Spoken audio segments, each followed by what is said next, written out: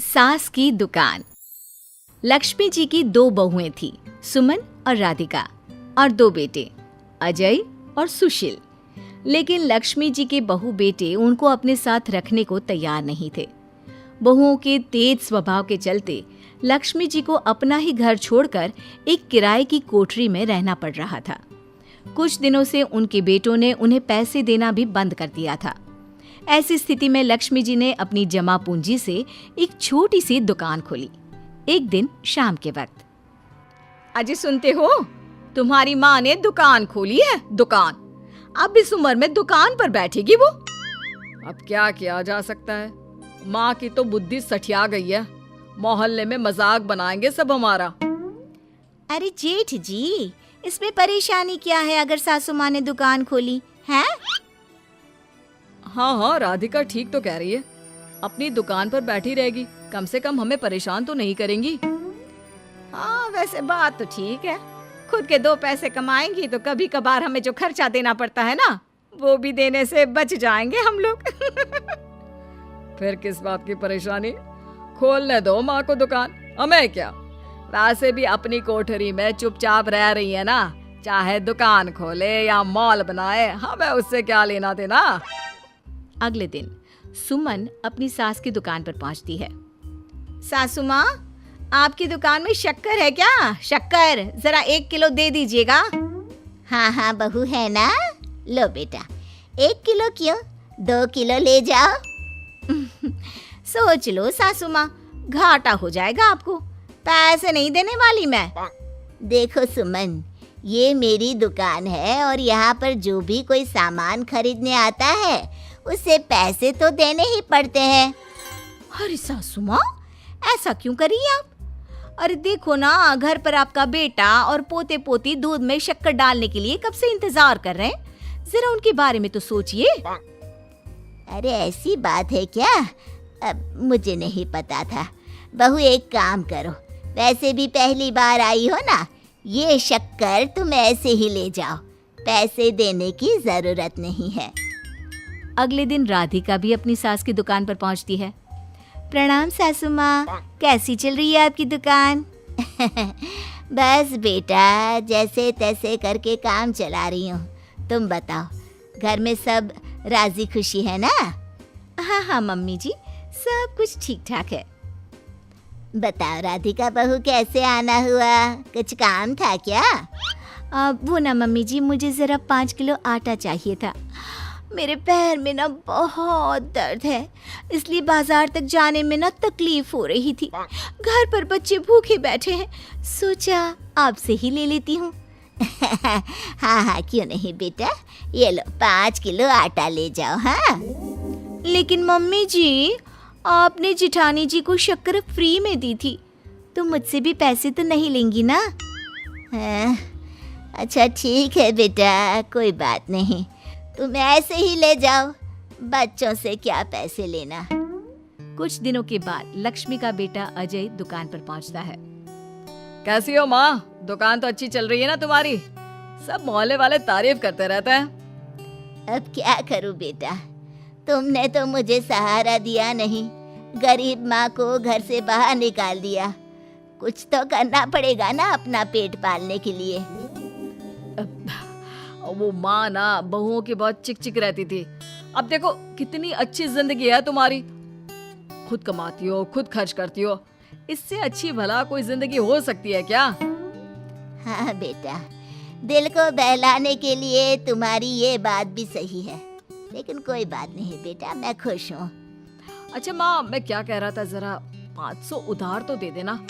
कमाल की बात है बेटा, तुम मुझसे पैसे उधार मांग रहे हो? तुम्हारे पास पैसों की क्या कमी है? अरे माँ, इस महीने की तनख्वाह नहीं आई और आप तो अपनी बहू को जानती है ना, उसे शॉपिंग करनी है। जल्दी वापस लौटा दूंगा माँ। ठीक है बेटा, ये लो 500 रुपए, लेकिन देखो कुछ दिनों में वापस दे देना, मुझे अपनी दुकान के लिए माल भी तो खरीदना है। हाँ हाँ ठीक है माँ, जल्दी पैसे लौटा दूंगा। बहुत दिनों तक अजय अपनी माँ लक्ष्मी के पैसे वापस नहीं देता और सुमन और राधिका बार बार किसी न किसी बहाने से अपनी सास लक्ष्मी की दुकान से बिना पैसे दिए खूब सारा सामान ले आती है, जिसकी वजह से लक्ष्मी को अपनी दुकान में बहुत घाटा होता है। फिर एक दिन जब राधिका सामान लेने के लिए लक्ष्मी की दुकान पर पहुंचती है, सासू माँ, जरा वो 1 किलो दाल तो देना। नहीं बहू, अब मैं तुम्हें या सुमन को कोई सामान फ्री में नहीं देने वाली। तुम लोगों ने कभी कोई मदद नहीं की मेरी, उल्टा मेरी दुकान से फ्री का सामान ले जाकर मुझे मुश्किल में डाल दिया है। लेकिन मम्मी जी, हम तो आपके बच्चे हैं ना। अगर इतना ही मेरे बच्चे हो तो फिर मुझे घर से बाहर क्यों निकाल दिया? देख बहू, अब मैं तुम्हें 1 रुपए का सामान भी फ्री में नहीं दूंगी। और जाकर सुमन को भी कह देना, आए दिन तुम्हारा पति मुझसे उधार ले जाता है और वापस भी नहीं लौट आता। राधिका गुस्से में घर वापस आती है। घर आने के बाद, क्या हुआ राधिका, बहुत गुस्से में लग रही हो तुम? सासू माँ की दुकान पर गई थी ना? सासू माँ का तो कुछ करना पड़ेगा, जब से ये दुकान खोलकर बैठी है। अक्कड़ तो देखो उनकी। अरे लेकिन हुआ क्या है? होना क्या है, दाल लेने गई थी, मुझे 4 बातें सुनाकर उल्टा भेज दिया, कुछ दिया भी नहीं। ये तो सासू माँ ने ठीक नहीं किया। देखो मेरे पास ना एक बहुत अच्छा प्लान है। कैसा प्लान भाभी? हम अपनी सासू माँ की दुकान में किसी चोर से कहकर चोरी करवा देते हैं और सारा सामान अपने घर मंगवा लेंगे। उसके बाद हमारे पास फ्री में सामान भी आ जाएगा और सासू माँ की अकल भी ठिकाने आ जाएगी। ठीक है भाभी, मैं आपका पूरा साथ दूंगी। आप जल्दी से ये काम करवा दीजिए। और 2 दिनों के बाद सुमन और राधिका एक चोर से मिलकर लक्ष्मी की दुकान में चोरी करवा देते हैं। हे भगवान, ये क्या हो गया? इस उम्र में जैसे तैसे अपना गुजारा कर रही थी, लेकिन चोर मेरा सारा सामान लेकर चले गए। अब क्या होगा? तभी वहां पर राधिका और सुमन पहुंच जाती है। क्या हुआ सासू माँ, बहुत दुखी लग रही हैं आप। अरे क्या बताऊं, मेरी दुकान का सारा माल चोरी हो गया। अब अगर आप अपने ही बहू बेटे को सामान नहीं देंगी तो ऐसा तो होगा ना सासू माँ।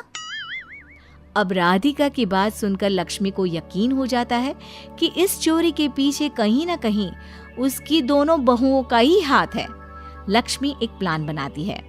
पैसे उधार लेकर अपनी दुकान में फिर से खूब सारा सामान ले आती है। अरे भाभी, देखा आपने, सासू माँ की दुकान तो फिर से सामान से भर गई है। हाँ वही तो, मैं तो सोच रही थी कि एक बार में उनकी अकल ठिकाने आ जाएगी, पर लगता है फिर से कुछ करना पड़ेगा। लेकिन अब हम क्या कर सकते हैं? अरे वही जो हमने पहले किया था। इसका मतलब फिर से चोरी करवाएंगे? हाँ, उसके बिना हमारा काम कैसे चलेगा? और इस बार चोरी करने हम दोनों चलेंगे, कुछ नहीं छोड़ेंगे उनकी दुकान में। सुमन और राधिका दोनों मिलकर लक्ष्मी की दुकान में चोरी कर लेती हैं और सारा सामान चुपचाप अपने घर के स्टोर में लाकर रख देते हैं। लेकिन सुबह होते ही लक्ष्मी पुलिस लेकर सुमन और राधिका के घर पहुंच जाती है। इंस्पेक्टर साहब, मेरी इन दोनों बहुओं ने ही घर में चोरी की है। अरे ना ना इंस्पेक्टर साहब, ये हम पर झूठा इल्जाम लगा रही हैं। अरे हम क्यों इनकी दुकान में चोरी करने लगे? माँ, आपको शर्म नहीं आती अपनी बहू पर झूठा इल्जाम लगाते हुए? हाँ माँ, हम आपके बेटे हैं और ये आपकी बहुएं हैं, आप ऐसा कैसे कर सकती हैं? लक्ष्मी जी, क्या आपके पास कोई सबूत है? अरे इंस्पेक्टर साहब, आप इनकी बातों में मत आइए। ये हमारी माँ है और इनकी दिमागी हालत ठीक नहीं है, इसीलिए तो हमसे अलग रहती हैं। इंस्पेक्टर साहब, मेरी दिमागी हालत बिल्कुल ठीक है और मेरे पास इन दोनों के खिलाफ बहुत बड़ा सबूत है। बताइए, क्या सबूत है आपके पास? आप जरा मेरी दोनों बहुओं के हाथ पानी से धुलवा दो, फिर सब कुछ साफ साफ पता चल जाएगा। अरे हाथ पानी से धोने से क्या होगा माँ? आप दोनों मेरे सामने अपने हाथों पर पानी डालिए। जैसे ही राधिका और सुमन अपने हाथ पानी में डालती हैं, उनके हाथों का रंग लाल हो जाता है और ये देखकर सब लोग हैरान रह जाते हैं। अरे ये क्या, तुम्हारे हाथों का रंग अचानक से लाल कैसे हो गया? क्योंकि मैंने अपनी दुकान के सारे सामान पर एक तरह का केमिकल लगा कर रखा था। मुझे पता था जो भी चोरी करने आएगा वो सामान को अपने हाथों से उठाएगा और उसके हाथों पर रंग लग जाएगा। अरे माँ, आप तो बहुत चालाक निकली। इसे चालाक नहीं बेटा, बुद्धिमान कहते हैं। और जिसके तुम्हारे जैसे बहू बेटे हो उसे थोड़ा बहुत तो अपनी अकल से काम लेना ही पड़ता है ना। शर्म नहीं आती आप लोगों को अपनी ही माँ को परेशान करते हुए? हमें माफ कर दीजिए सासू माँ, हम आइंदा ऐसी गलती कभी नहीं करेंगे। और हाँ, आपको अपने साथ रखेंगे, आपकी सेवा करेंगे और पूरी इज्जत भी देंगे। हमें माफ कर दीजिए।